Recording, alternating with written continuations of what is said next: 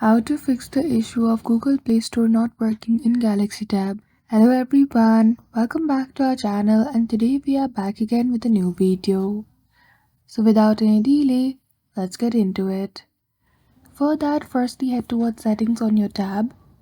Scroll all the way down in connection and go to more network.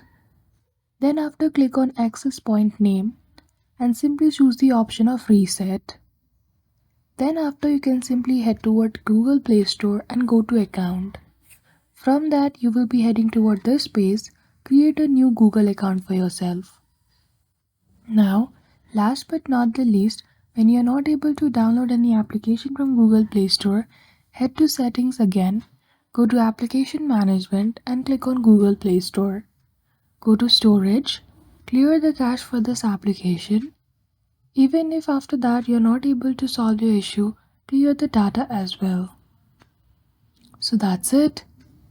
I hope you found this video helpful. If you did, don't forget to give it a thumbs up and subscribe to our channel for such tutorial. Thank you for watching till the end.